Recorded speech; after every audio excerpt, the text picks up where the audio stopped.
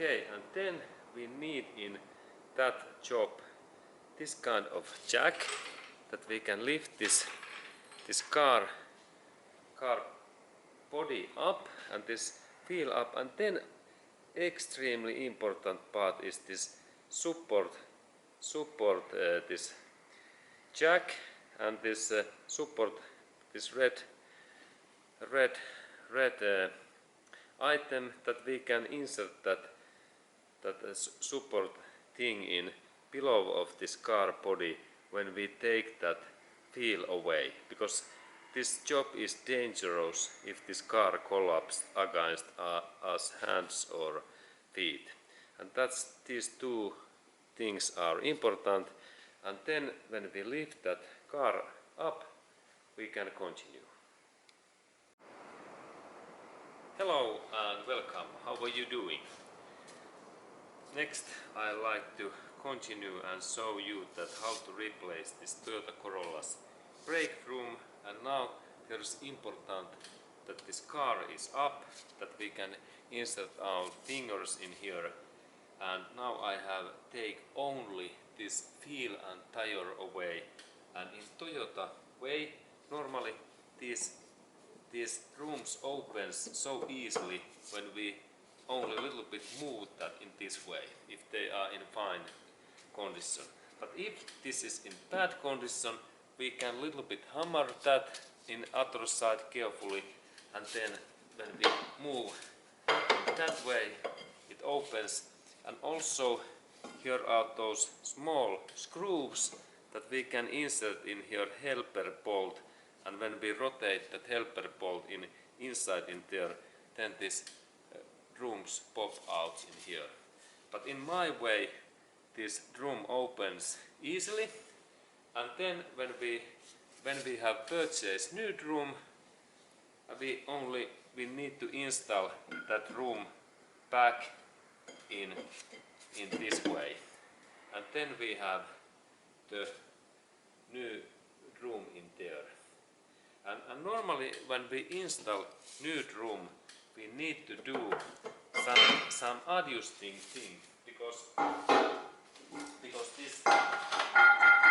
this new room is smaller, and that means that it takes contact to these brake shoes in here and these parts in here, and that's we need to adjust this brake shoes amount to smaller one.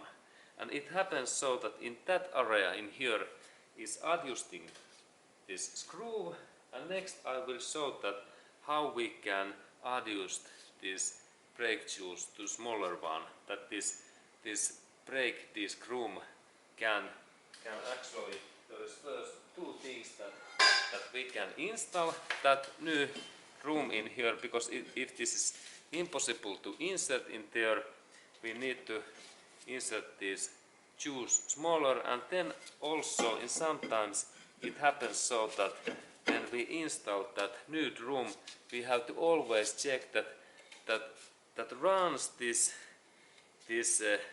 brake room easily, like in one hand and only couple of fingers, like one finger test. We insert one finger in here, and then when we rotate that, this room should and must rotate in that way. And if situation is so that this is so tucked, so hard moving, that when I try to move in one finger and even one hand, I can't move that, then there is situation that these brake shoes in these things takes contact to this brake room's braking area. And we need to then adjust these shoes to smaller one, and next I will show to you that how it happens. Okay, and then I show that how we can adjust these brake shoes to smaller one, like shrink those inside. And for that job we need two screwdrivers. This is this first flat head, and it should be quite big, and then smaller one similar flat head, what is smaller, but that first one should be bigger one, because I need to insert that my screwdriver in that area, and I need to lift some metallic plate, and let's look that next closer. Okay, and now we are looking closer that adjusting bolt, and this adjusting bolt is this part in here and that part in here, and then when I rotate that part in down in this way, that this wheel goes in down, like in, let's look closer, that it moves like in here to down, and I little bit move that in I try to in that it wheels rotate in down, in up to down, and now when I try to move that in down, it don't move, and that's in here side in there is this locking plate, and when I insert my tool in that hole, I can lift it up a little bit, and let's look in that area. I can see that hole, there is this hole in there we can see this hole, what is just in there. When I insert that my tool in this hole, I little bit lift that up, and now this is nice view. I take that bigger tool and I insert just now I lift it up. Now it's like up, and this is my tool is in that position, and then when this locking plate is away, then I can rotate that in down this wheel. Now it moves, but I need to keep that tool all time, that it is up, and there is this, actually that hole in there, what I need to lift up a little bit. This is this trick. Now it's there, and then when this thing is in that position, I keep in one hand all time in this screwdriver, and second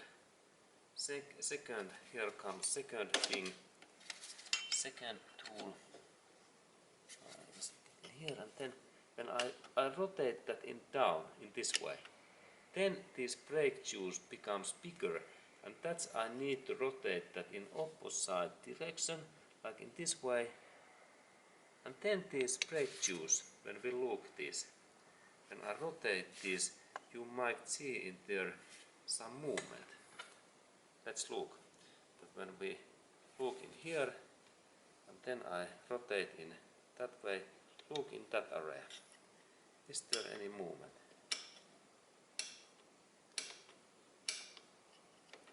And now when I rotate that, this becomes smaller one, and then we can install this new bigger and more better brake disc back, and let's look how that happened.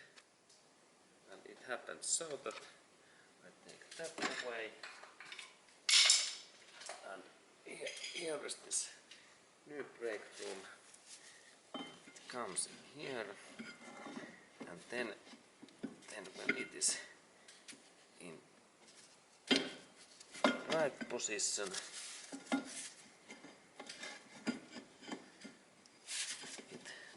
I check those bolt holes when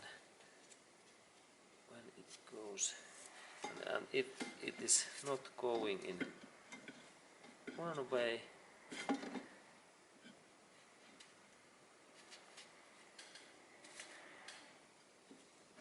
and now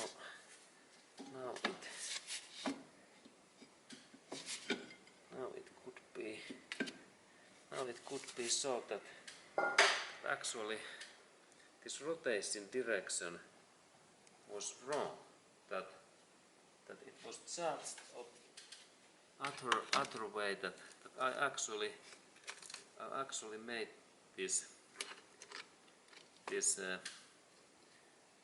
brake shoes bigger one, And that's I need to rotate that in. I insert first that I open that locking pin in here back, and then I adjust it like down. And it is a little bit difficult to see.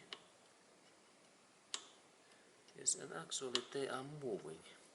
Now I invented that actually how we could check that in what road these pads are moving, that we can use this measurement scale what I have in here, that when I measure that amount in here, that now this distance between that part and this metallic part in here, because these are those brake shoes, and it's good to measure. And there is 0 point is in here, and that point is in here. It is now amount what is just, when we look those amounts, it's a little bit to see. Here is 0 in here, and here is, let's look, here is 0 in that position, we can see there, and this amount is something like, it is not 10, it is 8.3 millimeters, 8.3, and now we can insert that amount in our paper, 8.3 and 83 millimeters, and then I little bit adjust that is this, when I rotate that my thing in like couple of turns, that does this become smaller, 1, 2, 3, 4, 5, 6, and then we check that what is this amount next. It was 8.3. Now when I measure that amount,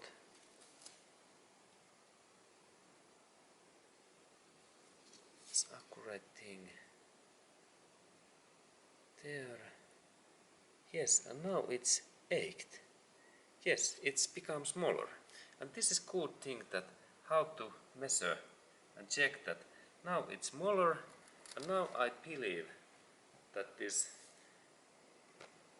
brake room fits in this area. And when we measure that thing, it was actually really useful because it helps. And now this room fits in there. And then there is adjusting thing that when we install this brake room, that we need to go inside and insert our handbrake on, and we need to check that this handbrake takes contact. And if we don't if this wheel is all time moving, then we need to take this new wheel away. We need to insert this brake shoes bigger one, like that they expand. It happens so that I insert my tool in here, in this way, and now I need to rotate this my bolt.